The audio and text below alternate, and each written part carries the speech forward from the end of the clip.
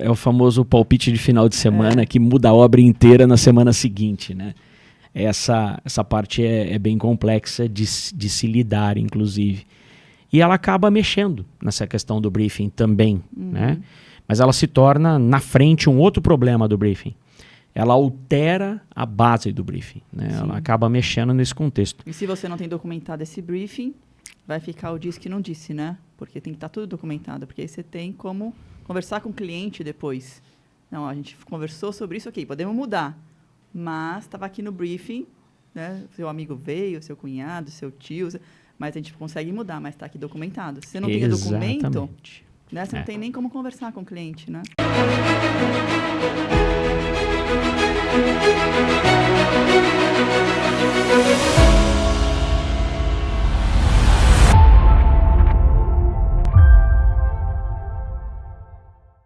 Olá, seja bem-vindo ao nosso podcast Prosa de Obra. E hoje vamos estar conversando sobre a importância do briefing no processo de gestão. Eu sou Patrícia Calbianco, designer de exterior, juntamente com meu sócio Carlos Agrícola, arquiteto e engenheiro. E aí, qual é a importância do briefing dentro do processo de gestão? Para a pessoa que está nos assistindo, tira essa dúvida, né? Que acho que tem muita dúvida em cima do que é um briefing, qual é a importância. Por que eu preciso contar? Contar? Contar para o arquiteto, né? Ou para o engenheiro, ou para... O briefing é uma contação de histórias, né? Bom, vamos lá. Tudo bom? Tudo bom. Então, vamos começar com essa prosa interessante. Vamos lá. Briefing.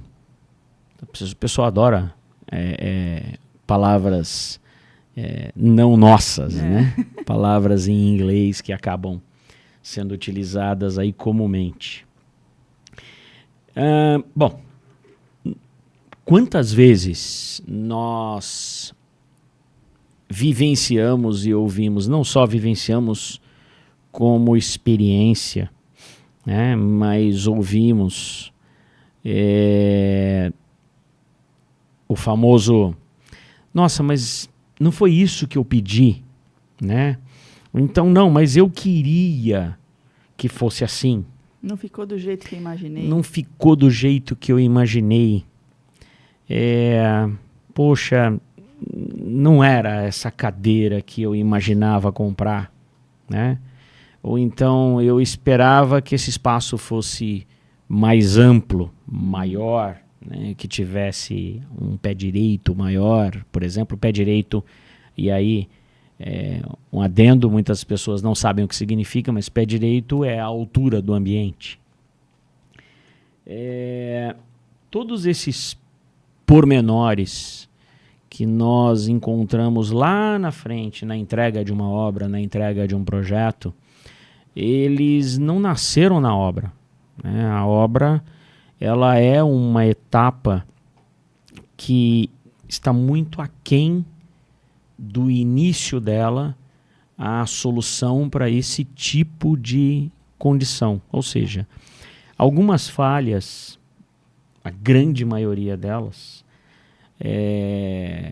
que acabam acontecendo no processo de obra, na execução, elas surgem e elas têm origem não na obra.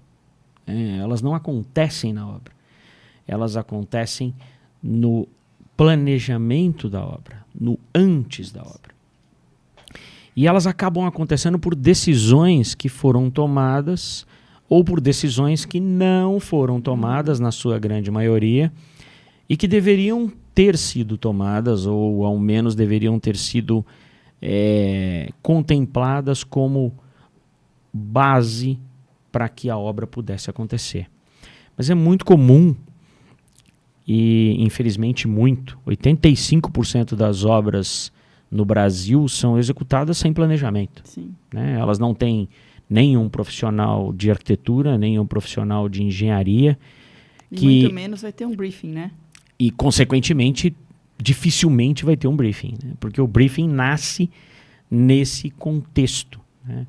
O briefing, ele é uma ferramenta de entendimento que é utilizada muito antes do início da obra, né? ainda numa etapa que nós podemos chamar de pré-obra, que é a preparação para o caminho da obra, que vai envolver, no pré-obra, vai envolver tudo o que é necessário para que de verdade a obra possa acontecer de maneira mais assertiva, né? Historicamente, nós temos o hábito natural de executar sem planejar. Né? É muito intuitivo do brasileiro. O brasileiro, acho que tem um pouco, na grande maioria dos brasileiros, eles têm um pouco de ansiedade. Quero ver pronto, né? Eu quero ver pronto. E aí eu quero ver pronto, mas eu vou lá e vou fazer. E na grande maioria das vezes isso não é o caminho, né? A obra precisa ter uma preparação, seja ela que for feita, que seja feita num pedaço de papel de pão. Né? Que a gente pega aquele papel de padaria que tirou o pão gostoso da manhã, um lápis ou uma caneta e escreve ali o que você está imaginando.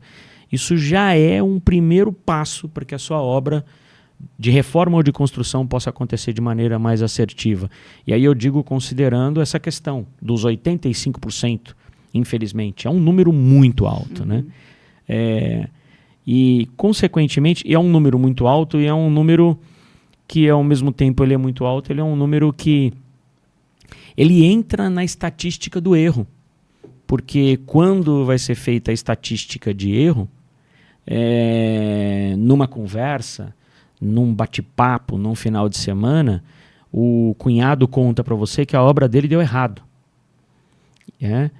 E aí você vai olhar e fala, poxa, mas... E você começa a aprofundar, e aí você vê que a escolha não foi a melhor. Não o meu cunhado, tá? Eu vou corrigir aqui um detalhe importante, porque se ele vai assistir isso um dia, mas não o meu cunhado. Meu cunhado é engenheiro, é um cara que é planificado da hora que ele acorda, da hora que ele vai dormir durante o ano inteiro.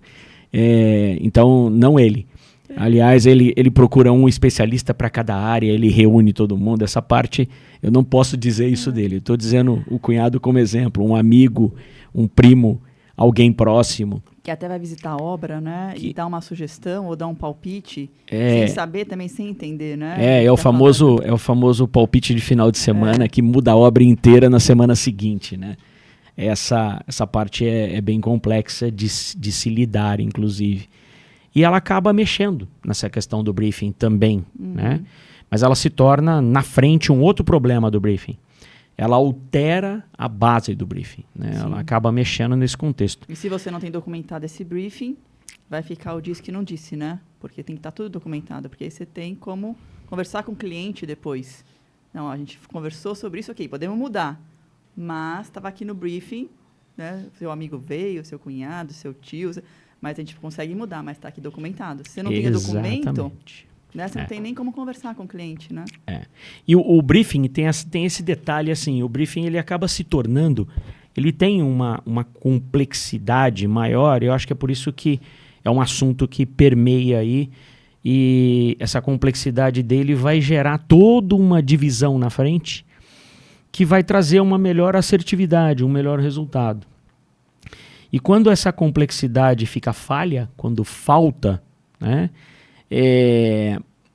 quando falta a informação que o briefing canaliza, né, que o briefing documenta, você não vai ter o projeto executado como precisaria, executado em termos de desenvolvimento. Sim. Então, o projeto de arquitetura, o projeto de interiores, vai faltar ali alguma coisa.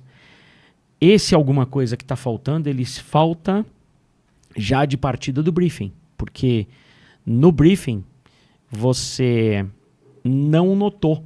Então, um exemplo prático, né? A gente foi convidado para fazer um projeto de uma área gourmet. E nas entrevistas, no briefing, a primeira composição e grande preocupação do cliente era a área gourmet em si. Né?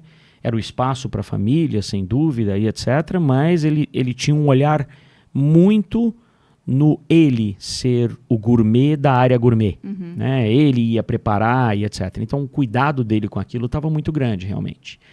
Enquanto, em contrapartida, o cuidado junto à esposa, o olhar dela era o espaço. Como as pessoas iam se comportar, onde ia sentar, ela não estava muito preocupada com a outra parte da especialidade do marido.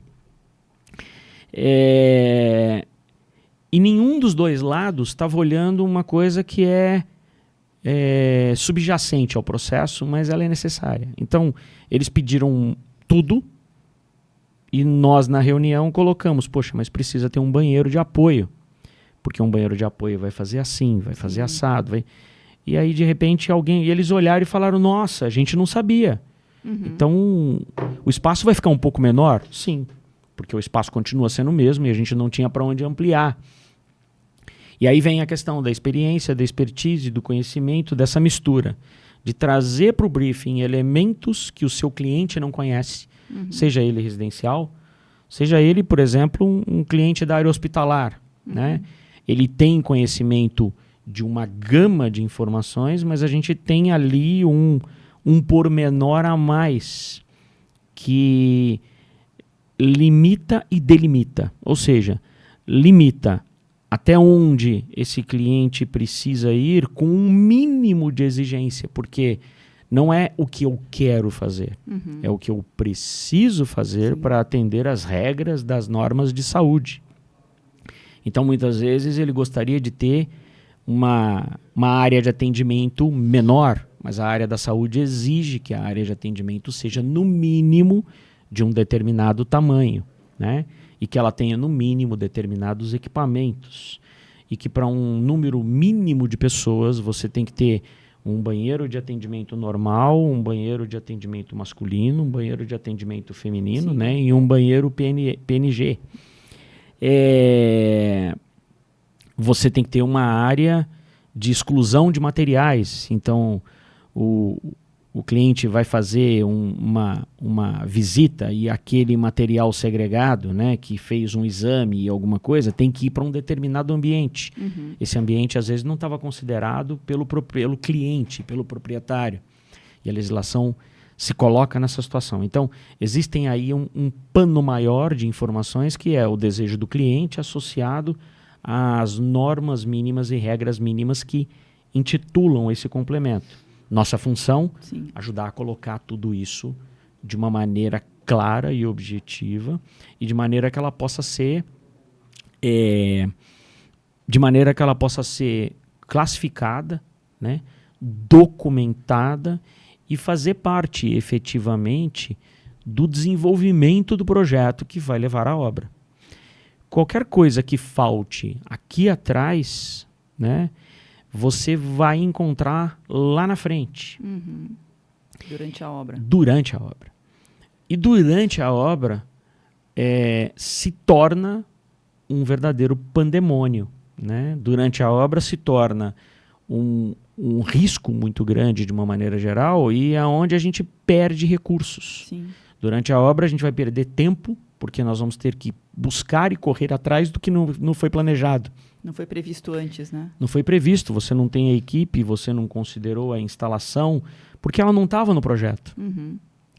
E aí isso vem da análise crítica do briefing. Então, a profundidade a qual o briefing precisa atender, o projeto A, o projeto B e o projeto C, ela nasce lá atrás, no desejo do cliente daquilo que ele quer construir ou reformar. Seja residencial, comercial, não importa a área. E cada uma dessas necessidades, ela tem esses pormenores e que se não são considerados aqui atrás, mesmo que seja num papel de pão, né, já vai ajudar muito. Porque você, às vezes, no escrever uma primeira ideia num papel de pão, você pode até não estar contratando um profissional daquela área, mas você já vai ali, no dia a dia, no bom senso, você já vai começar a olhar e falar, poxa, tá faltando alguma coisa. Não é do seu conhecimento total, mas é possível já ali olhar e falar assim, poxa, eu tô fazendo um bolo sem ovo? Até tem hoje, não sei como é que ele fica, mas né? Tá faltando alguma coisa. Você começa a olhar e fala, não faz sentido. Aí você consegue ver quais são os requisitos, né? Quais são as restrições, quais são as premissas. Sim. Aí é onde você começa a aprofundar maior, né? O briefing, ele tem uma característica global que é olhar o cliente e suas necessidades, transformar esse olhar num documento que nós chamamos de escopo, né? O briefing é um documento completo, na verdade, né? Ele é o todo, mas é um olhar para o cliente e suas necessidades e o entorno das suas necessidades, né? Isso é importante colocar. Esse olhar com profundidade em cada tipo de escala, em cada tipo de projeto, né? Eles vão variar, mas esse olhar com essa profundidade dentro dessas variáveis de complexidade do que é cada projeto, eles vão levar ao escopo. O escopo, por sua vez, ele tem dois caminhos, né, que a gente vai tocar no assunto daqui um pouquinho, mas eles vão levar ao escopo. Tá? Esse contexto do escopo, ele tem que considerar o local em si, a estrutura física que existe, ou o terreno que existe, ou as interferências que envolvem a localidade, né? E são interferências diversas. Sim. Né? E dentre essas condições, você tem uma característica que a gente não pode deixar passar, que são as limitantes desse contexto. Então, dentro do briefing, a gente caracteriza todos os porquês do cliente, né, todos os hábitos do cliente, o que ele gosta mais, o que ele não gosta, o que ele acredita, o que ele deixa de acreditar. Quais são as necessidades, né? Exatamente. E ele cliente, eu coloco você cliente, mas é você um todo, né? Então, num projeto residencial é você um todo, familiares, amigos, pets, né? O que envolve o seu dia a dia e o seu plano, né? de uma maneira global, pensando na sua vida, né? Você cliente comercial, industrial, é você um todo, sim, você pessoa, família e um todo de seus colaboradores. O que cada um faz, tudo isso tem interferência no plano que vai envolver esse levantamento de necessidades, essa análise de hábitos. Junto a essa análise de hábitos entram as prerrogativas que envolvem questões espaciais, espaço mínimo de uma máquina, o espaço mínimo que eu preciso para ter um tanque, né, indo de 8 a 80, mas áreas mínimas que eu preciso para ventilar, para ter um ar-condicionado ou não ter o ar-condicionado, a estrutura desse imóvel que está construído, ela pode sofrer algum tipo de alteração, porque às vezes, em função do tipo de estrutura, se é uma reforma, essa reforma se torna algumas características. Na alvenaria estrutural, por exemplo, a gente vê muito problema acontecendo. Nossa. Existem decisões que são tomadas por conta do proprietário, por não saber, e ele manda cortar uma parede inteira e você, numa brincadeira dessa, tem que interditar o prédio, porque todas as paredes são estrutura. Então, significa... um gerenciador na obra. Você não tem um gerenciador na obra. E acontece muito. Um arquiteto, engenheiro. Apesar de existir uma lei que controla isso hoje, esse controle não é efetivo. Sim. Existem várias intercorrências, várias situações e condições que a gente encontra hoje. É uma coisa muito triste, né? Eu fui visitar uma obra com um cliente E na entrega do apartamento a gente foi fazer uma vistoria, né? E a gente teve uma surpresa que pra gente é chocante. Duas pessoas fazendo a função dela, na verdade, de vendedor, mas entregando panfleto para vender documento de responsabilidade de obra por R$200. Né? Como é que é possível assumir uma responsabilidade de uma obra da qual você não vai estar, num prédio de alvenaria estrutural? Você nem conhece a obra, né? Você não tem participação nenhuma. E tem empresas que se dizem empresas de engenharia. Na verdade, isso não é uma empresa de engenharia, né? É um absurdo uma coisa dessa acontecer. E nós temos que lidar com isso, né? A gente, infelizmente, vive com isso no dia a dia. A gente tem clientes excepcionais que nos procuram e entendem aquilo que a gente oferece, né? Entende o que é um processo de arquitetura e de engenharia e quais são as necessidades e a responsabilidade que aquilo carrega. E você vai fazer, esse cliente nos contrata, você vai receber o imóvel dele com ele para entender o que ele precisa e depois, então, organizar uma reforma como ela precisa acontecer, né? Executar como precisa, como manda dentro das normas, né? Seguindo as regras com relação a segurança, materiais, logística, operação, horários. Nossa, é uma condição, são assim, N circunstâncias que caracterizam você de uma maneira diferente, de uma maneira geral, né? Porque a tua equipe não vai de chinelo para a obra, a sua equipe vai uniformizada, né? Com sistema de segurança, treinada, com equipamento. E tudo isso tem um custo, né? Para que você consiga ter um resultado correto, como manda o figurino, você precisa investir em treinamento, em qualidade, em operação. Isso precisa acontecer e você precisa o tempo inteiro estar melhorando, porque todos nós somos seres humanos. Sim. Erros acontecem, nós precisamos então entender melhor, analisar criticamente, trazer essa melhoria para dentro da empresa e seguir, fazendo melhor na próxima, né? É possível errar? Sim, sem dúvida nenhuma. Somos seres humanos, somos fadados a erro. Mas cada vez menos erro. Esse é o objetivo, né? Cada vez ser melhor num caminho de ser...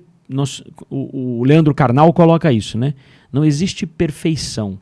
A perfeição é um objetivo, né? É uma utopia que possivelmente nunca seja alcançada, porque o que é perfeito para mim não é perfeito para você. Né? E esse caminho é um nome que ele dá, inclusive, que eu acho bem interessante. Somos seres perfectíveis, ou seja, estamos buscando melhorar cada dia, continuamente. Então, nossa última gravação de podcast foi de um jeito, essa aqui vai ser de outro. Né? Mas esse caminho, ele é muito triste, colocando aqui essa questão. Sim, voltando, sem te cortar, mas voltando no estrutural de um prédio que você tem venda de RT, uma pessoa que não sabe como que é o prédio, não sabe nada. Aí a pessoa compra com esse profissional, diz que é um profissional. E aí, quando você vê todas as regras, normas do condomínio, que você não pode cortar nenhum tipo de parede, você não pode fazer nada, porque senão você mexe na estrutura do prédio e ele cai. Se você tem uma pessoa que te vende uma coisa sem ir, e aí ela só vende, porque ela não vai estar lá. Responsabilidade entre aspas. Eles não vão. Eles só vendem. Aí o cliente dessa pessoa, né, contrata um pedreiro e fala, pode quebrar. Porque eu tenho uma RT. Eu tenho aqui, né? Eu tenho uma RT. Então, aí quebra.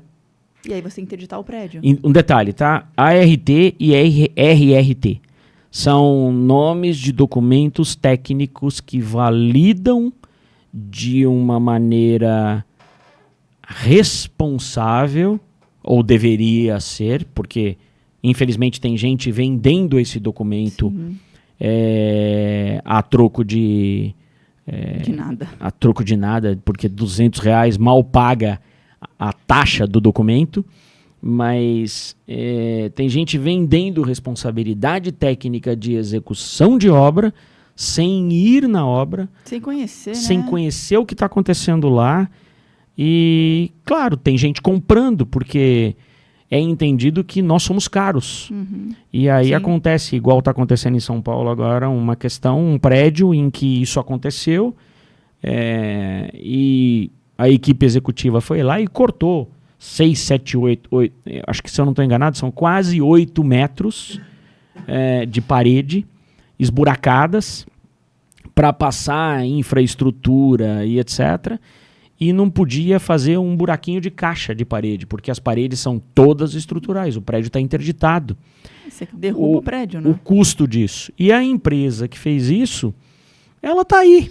Ela bate no outro prédio, que foi o prédio que eu fui, e ela está lá, com um panfletinho, cumpre a minha RT, e entrega um cartão com um panfleto, explicando e tudo mais.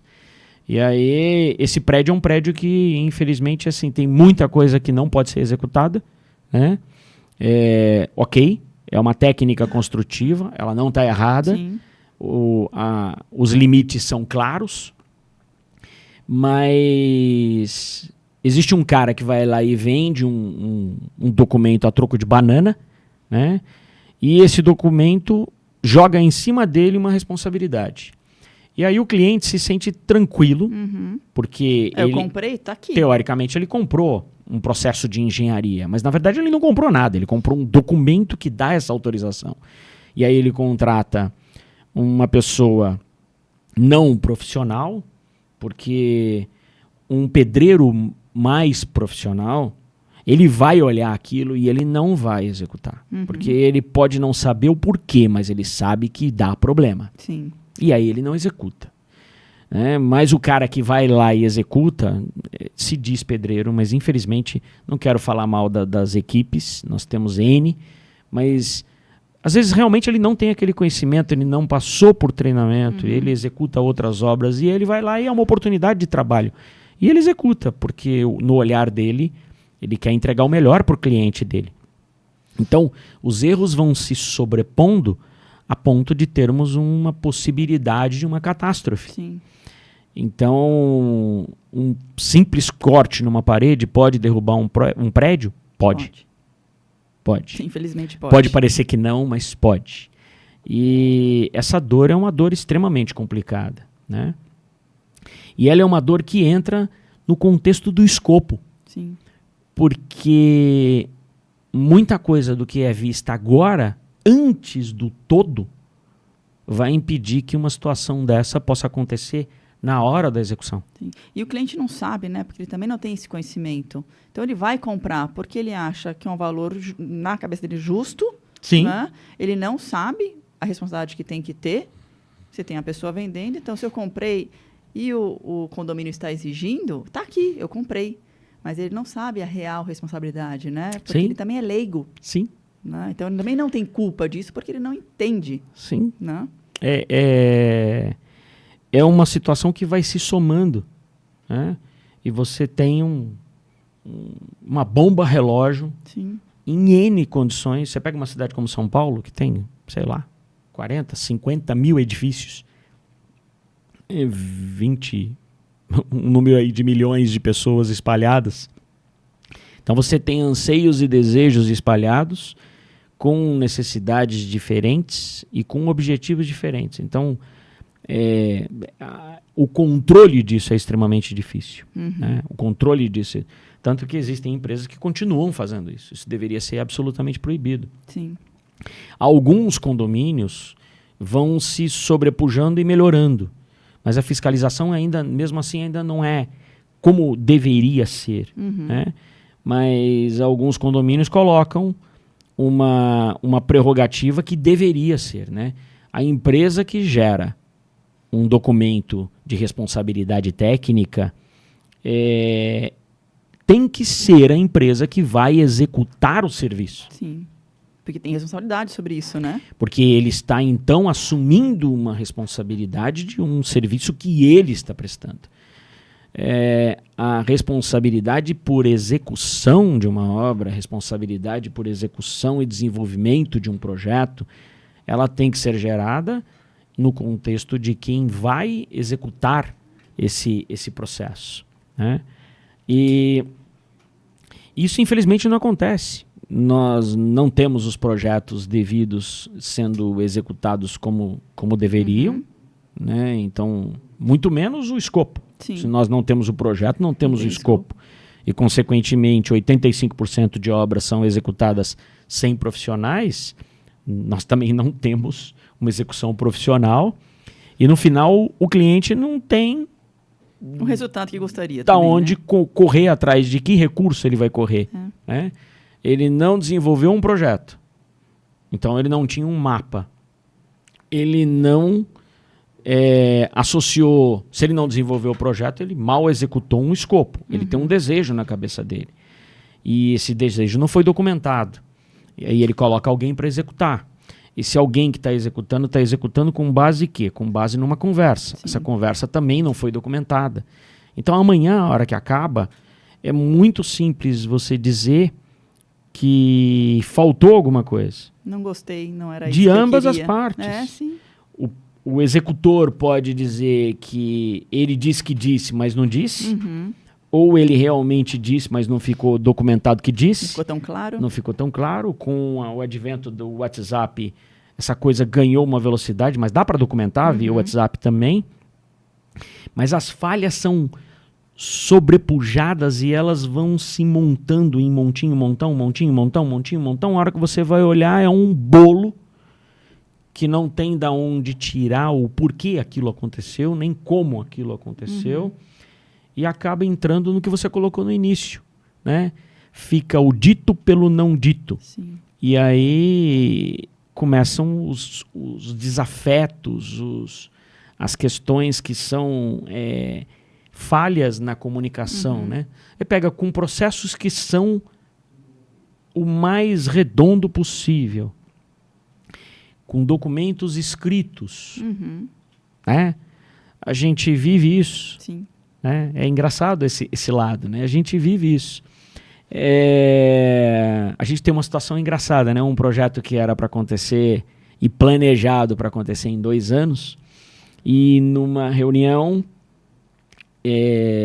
desse alinhamento de projeto e tudo, não, mas eu quero que realize 1 ano e meio, mas 1 ano e meio não tinha condição realmente de ser realizado, né? E existe a ciência de que está em 2 anos. Ó, tem aqui o escopo do projeto, tem aqui o cronograma do projeto, tem aqui... E tem a ciência de ambas as partes. Ou seja, cliente e executor tinham a ciência e tem o objetivo, sim, de buscar diminuir esse prazo ao máximo possível. Mas existia um fim planejado. Sim. E estava dentro do escopo, estava acontecendo. E aí o cliente deu uma risada e falou assim, mas não foi eu que assinei isso não. Mas rindo, foi uma brincadeira. Né? Não, mas tem que ser em 1 ano e meio. Eu quero em 1 ano e meio. Aí você né? imagina se não tem um escopo, se não tem um brief, se não tem nada documentado. Se não tem nada documentado, ele vai falar, Pedreiro, né? eu falei, mas você não me falou que era 2 anos, você me falou que era 1 ano e meio. E aí começam as desavenças. Sim, né? sim. Porque então, não tem um documento ali para... Né? E por que isso? Porque os tempos são tão longos em determinados tipos de projetos. Tem obras que são mais rápidas, mas obras longas, né, elas trazem durante o processo de obra maturação, visita de amigos, parentes, primos e colegas e outros profissionais que são amigos do cliente, né? Então aquilo vai recheando de mais questões, né? E por que você não fez isso? E por que aquilo não está aqui?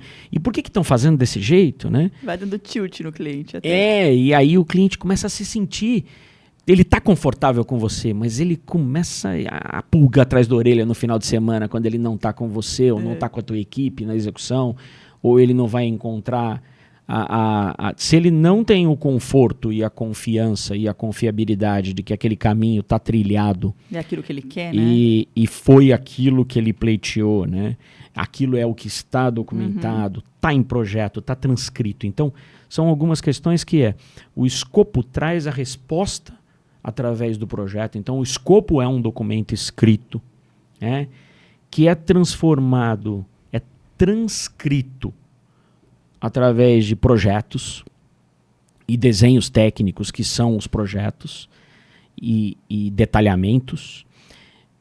Ambas as situações, o escopo, de uma maneira analisada, o briefing em si, ele informa o caminho do projeto.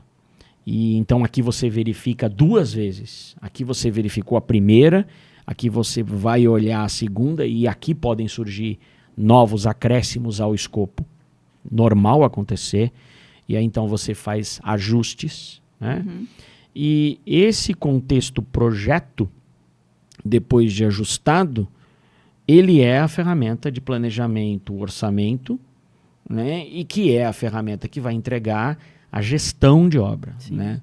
Ou seja, a obra tem que acontecer mantendo essas informações: escopo, projeto, orçamento executivo, e trilhando esse caminho, que são essas primeiras chaves, né?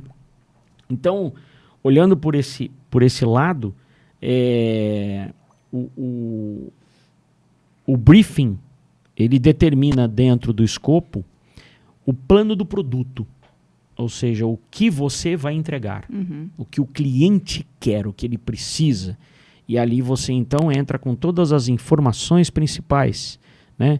Desejos, anseios, espaços, o que eu gosto, o que eu não gosto, o que precisa ser feito quando envolve atender normas de exigências específicas. Em todas as obras existe, né?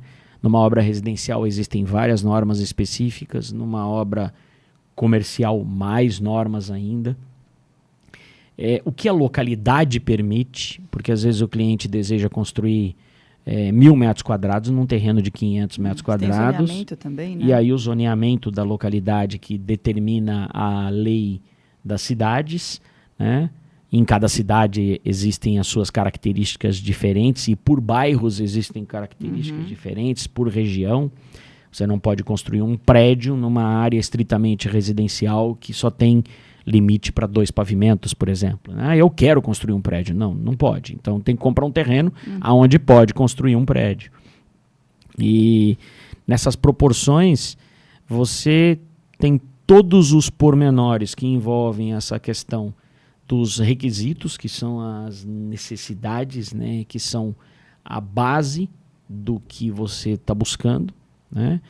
E no entremeio disso você também tem as restrições, que são as restrições que o próprio cliente impõe, que envolve o que ele não gosta, que envolve o que ele não gostaria de investir, que envolve questões como, por exemplo, eu não quero escada, eu quero um ambiente térreo, né?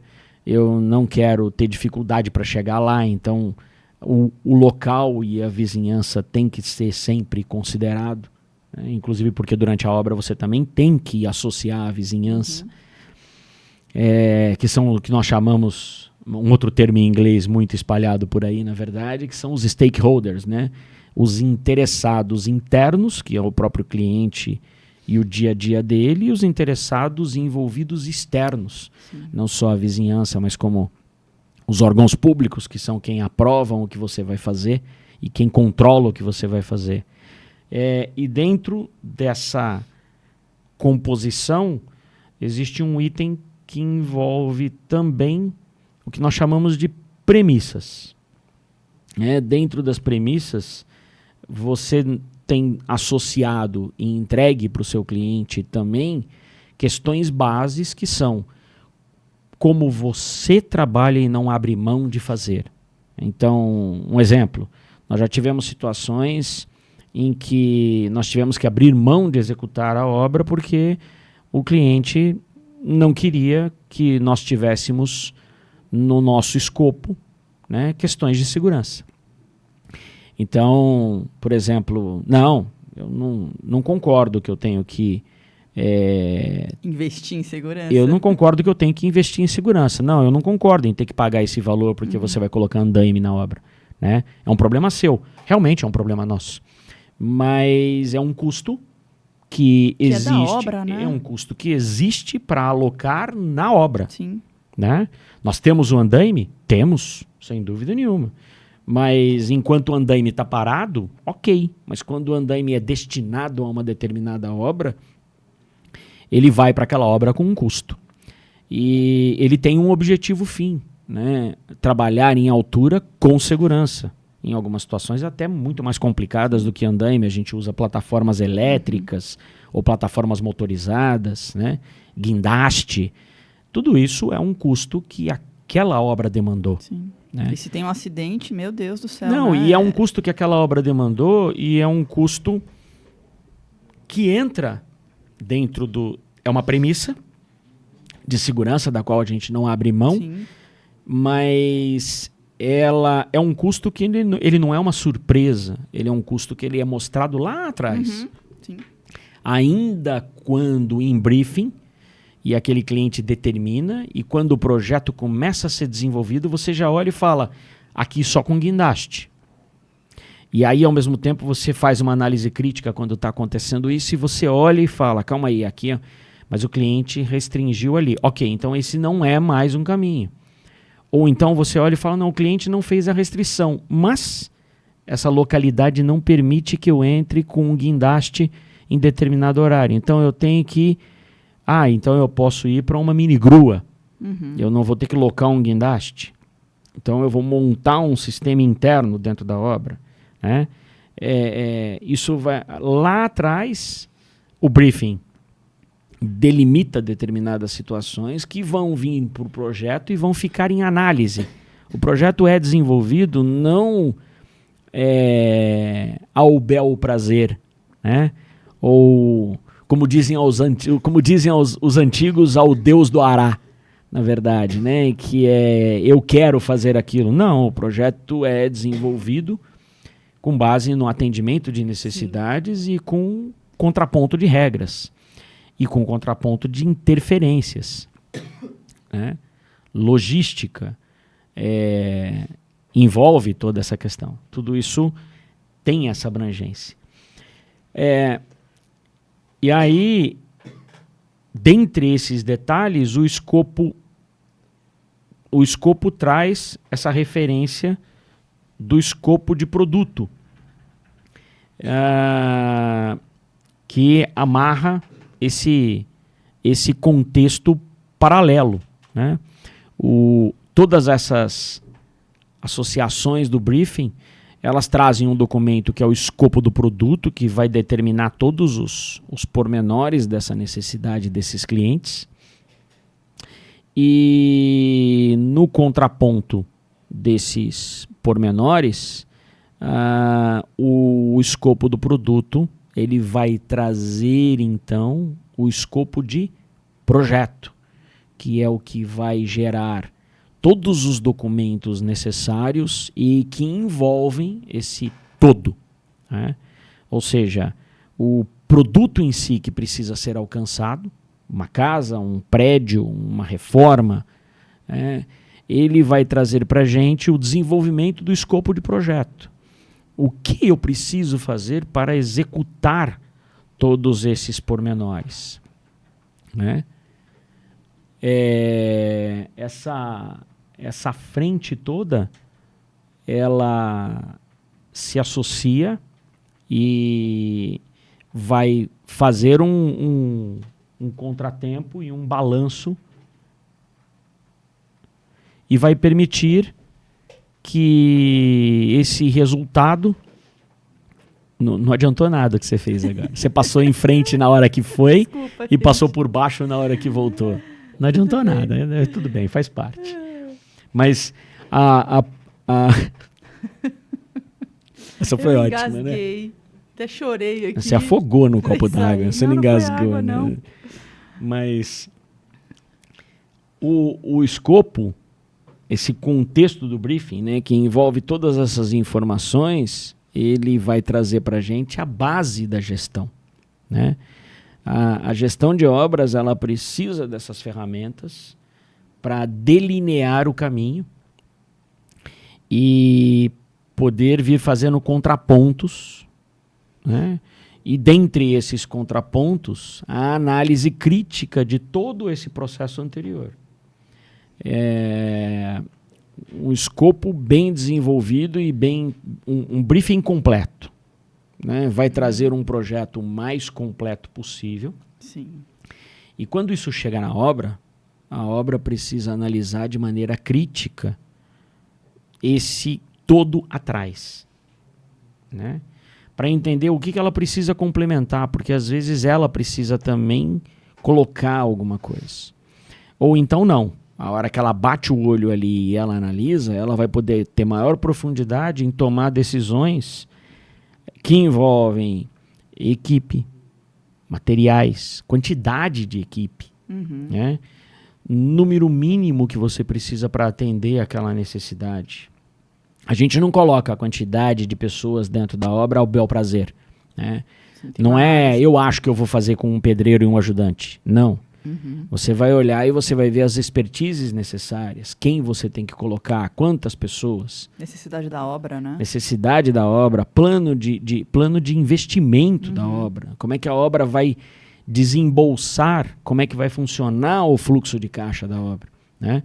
Muitas vezes a obra pede 4 equipes de execução, né, que vão trazer aí de 10 a 12 pessoas para dentro da obra, depende da equipe. A gente costuma trabalhar com 2 profissionais e um ajudante, ou 1 profissional e 2 ajudantes, depende da área, mas geralmente 2 profissionais e um ajudante. São equipes, né? De 2 em 2 ou de 3 em 3. No mínimo de 2 em 2. No mínimo um profissional e um ajudante. Mas de determinadas áreas, tanto na alvenaria, quanto na estrutura, quanto no acabamento, quanto na instalação. Essa é uma maneira de compor e que funciona muito bem para a gente. Então, e essas equipes têm uma capacidade produtiva em função das etapas. Então, quando eu vou executar uma fundação, eu tenho uma capacidade produtiva X. Quando eu vou executar uma alvenaria, eu tenho uma capacidade produtiva Y. E em função de cada um desses passos, né, com um olhar no escopo, que vai trazer todas as limitações, os requisitos a serem atendidos, né, e quais são as restrições que a gente tem ali, essas decisões são tomadas em obra. Essas informações, elas permeiam o resultado. Ou seja, eu consigo ter uma obra assertiva, eu consigo ter uma obra dentro do prazo, eu consigo ter uma obra dentro do custo pleiteado, dentro do desejado inicialmente? Sim, eu consigo. Tem tudo bem elaborado, né? Eu consigo. Você não vai ter a dor de cabeça no final do processo. É possível, é viável, é possível trazer resultados ainda que são considerados positivos, porque se imaginava gastar X e se gastou, por exemplo, 300 mil menos, 50 mil menos, 80 mil menos, e conseguiu se atender a né? Nós temos, às vezes, negociações que na compra na primeira prévia de compra, por exemplo, você consegue reduzir 50%, né? Esquadrias que têm valores mais altos por conta do tipo de material. Vidro é um material muito caro e demanda de uma tecnologia, então não é qualquer vidro que a gente compra para uma determinada situação de obra, né? Existem as especialidades, né? Os vidros blindados, vidro insulado para temperaturas, para controle de acústica. As diferenças que existem entre uma condição e outra são muito grandes. Então, os pormenores e os orçamentos são diversos. Se você não tomar cuidado com esse horário e com o horário de compra, que eu digo, que é o momento de comprar, mesmo que você ainda não tenha, né? Determinados fornecedores levam um determinado tempo. Tudo isso é visto lá atrás ainda, não acreditem ou não, mas lá atrás, no corpo do escopo, o cliente pediu o cuidado de que aquele ambiente precisava ter janelas anti-ruído, né? Ou, lá atrás, no corpo do escopo, o cliente não pediu, mas você viu e sugeriu. Sim, tem uma necessidade. E ele concordou, porque ele entendeu a necessidade. Ou você viu, sugeriu, e ele não concordou e seguimos. E aí quando chega na obra, ele matura e vê a necessidade. Então você tem N circunstâncias. Só que quando chega na obra, ele matura e vê a necessidade, e ele de repente vira para você, e pode acontecer porque passou muito tempo, ele pode virar para você e perguntar, poxa, a gente não falou disso? E aí você vai lembrar ele, olha, naquela ata de reunião, assim, assim, assado, no briefing, olha, nós colocamos essa opção. Você achou que não tinha necessidade. E você acreditou que não tinha necessidade. Ok. É viável acontecer agora? É, porque os espaços são os mesmos. Nós não estamos aumentando o número de esquadrias nem diminuindo.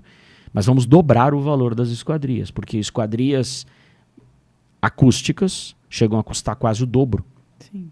De uma maneira não, o custo natural. Não está na planilha, mas pode ser colocado. Exatamente. Aí isso é uma situação, é uma mudança em função de necessidade que foi apontada lá atrás e ela foi documentada. Aí vem o detalhe, né?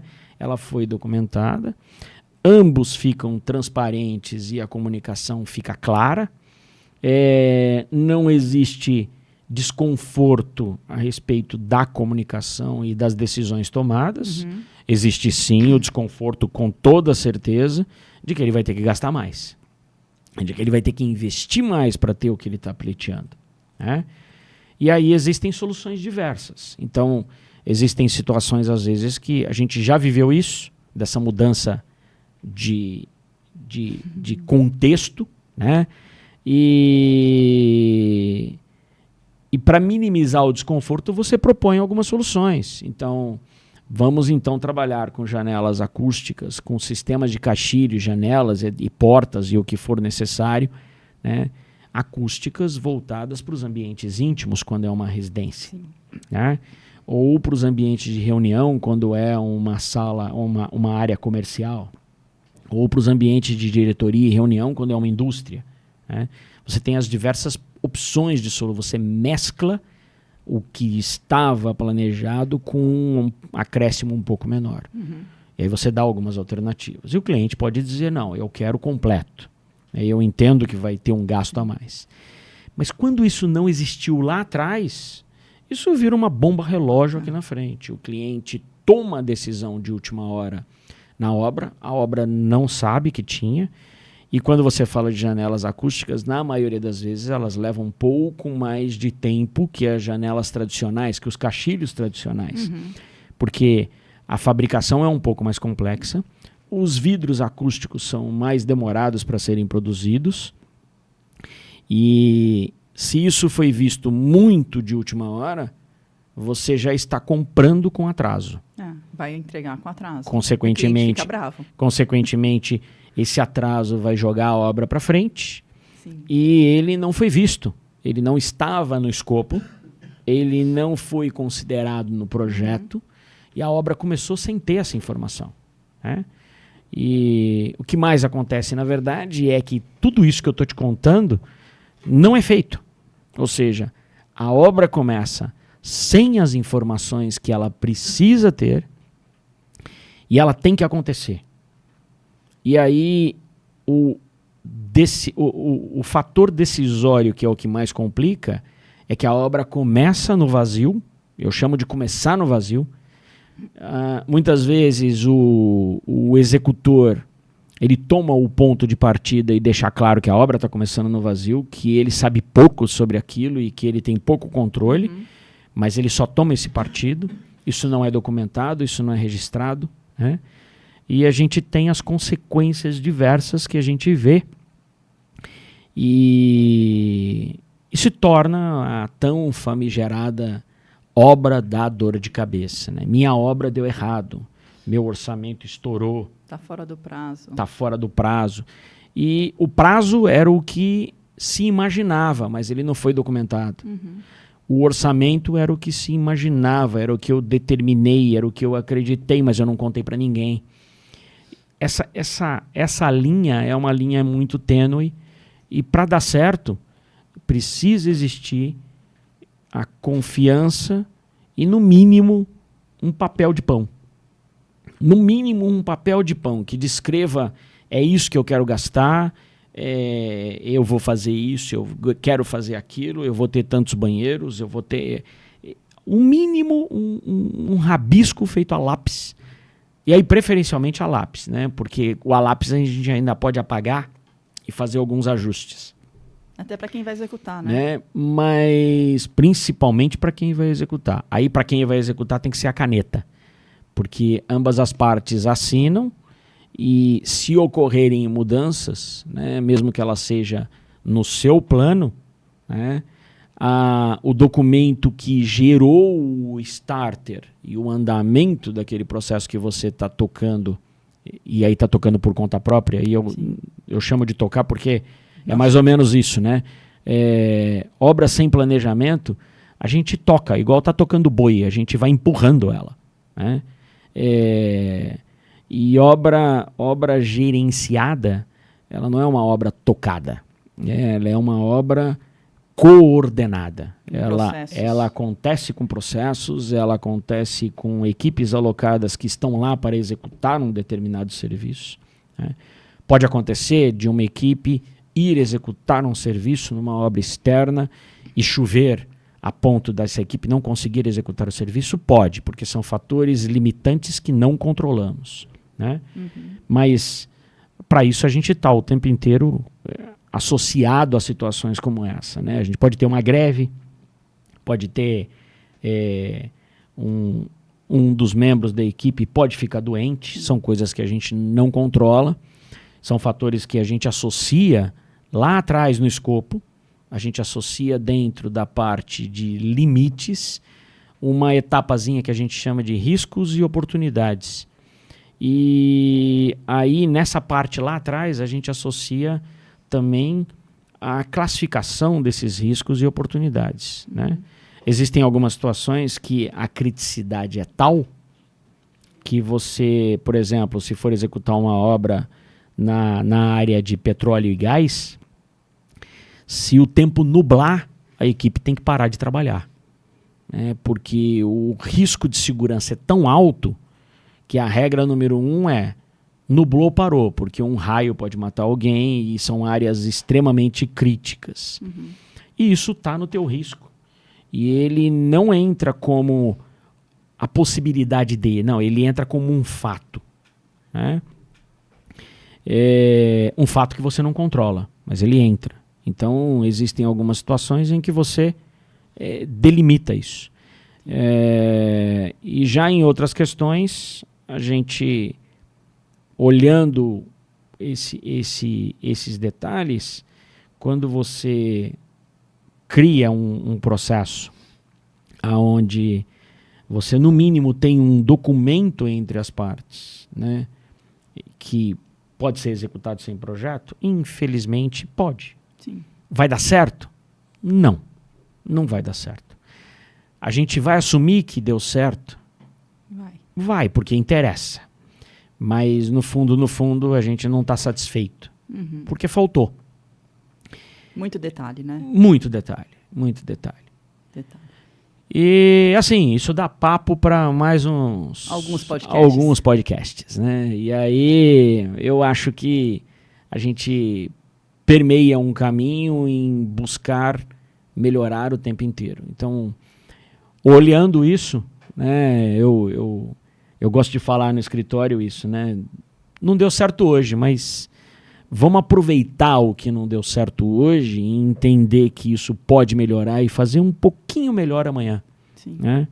Vamos melhorar, vamos ser melhor hoje do que nós fomos ontem. E ser melhor amanhã do que somos hoje. Eu acho que esse é um caminho que na gestão a gente chama de melhoria contínua, né? É entender o erro, entender a falha, entender aonde aquilo se perdeu, trazer aquilo para dentro do contexto e falar assim, poxa, eu já tive essa experiência, ela não foi boa, doeu, né? O orçamento não foi bom, o prazo, aquilo mexeu comigo e na próxima eu em vez de fazer sozinho, eu vou procurar um profissional e ele não precisa estar lá o tempo inteiro, mas ele pode me orientar, ele pode ser um consultor e me orientar a fazer o melhor. Assim como a gente vai no médico, você tem essa oportunidade também. Você pode procurar um arquiteto, um engenheiro, alguém que lida com isso no dia a dia, e esse alguém com certeza vai se apropriar de te entregar uma economia de tempo e uma economia de dinheiro que posso lhe dizer, você desconhece, mas se você optar, você vai entender. Vamos juntos aí buscar tornar esses 85%, trazer um pouquinho desse percentual de 85% de obras não geridas, né, de obras não coordenadas, não projetadas, para um mercado de profissionalizar esse sistema e trazer melhores resultados. Obra não precisa ser sinônimo de dor de cabeça e ela tem como não ser sinônimo de dor de cabeça. Se você tem alguma dúvida sobre briefing, escopo, deixa nos comentários que a gente vai responder para vocês num próximo podcast. Bom, até a próxima.